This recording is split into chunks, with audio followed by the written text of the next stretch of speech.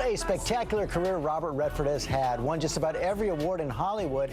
And in his new film, The Company You Keep, the Oscar-winning director also stars as a former 60s radical whose quiet life underground is exposed by a hungry young journalist played by Shia LaBeouf. Take a look. Sir, Mr. Grant, look, I'm just trying to put the pieces together. Listen, I didn't take the case because I'm a single parent with a private practice and too much on my plate, all right? If I could have helped, I would have. Because you're sympathetic to their cause? You agree with their tactics?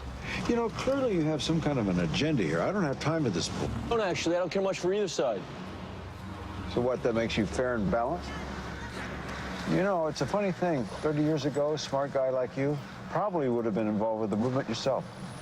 And we are joined now by Robert Redford. Thank you so much for coming in. My wife and I watched the movie over the weekend, completely engrossing. And it seems to me, at least, that you packed a lot of your passions into a single movie. Political commitment, love and family life, journalism. I was just wondering, where did the spark come from on this one? Well, first of all, that's a great description. You ought to get on the marketing team. When I was younger, I was very much aware of the movement. I was more than sympathetic. I was probably empathetic because I believed it was time for a change.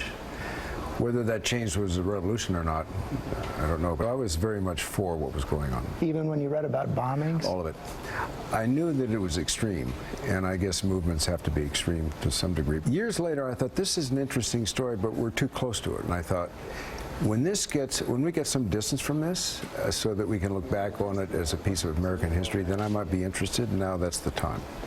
So that's why I decided to make it now. Do you come out of the experience with the same kinds of empathy that you had going in? Yeah, I bled a little bit for those people that look back and realize that what they did in their youth, when they were full of passion and intensity, that subsides over time. But the only thing that sticks is the thrill of that moment, the thrill of that movement when they were committing all of themselves to something they believed in. I've noticed that already some critics have come out and said that you're romanticizing radicalism. How do you respond to that?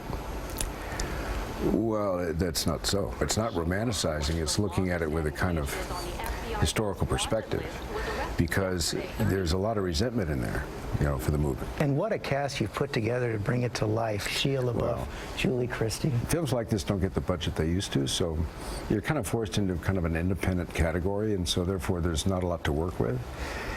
And so the fact that all these people who I consider colleagues, and they're good actors, came on board because they believed in the project or they thought there was a good role, I mean, that I was very honored.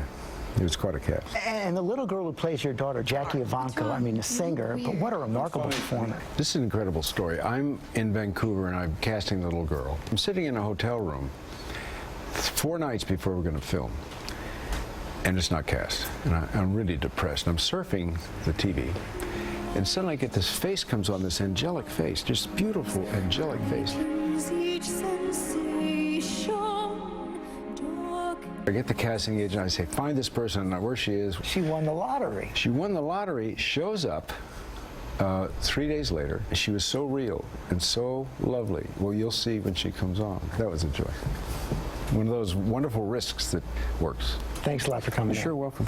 The Company You Keep opens this Friday, and we'll be right back.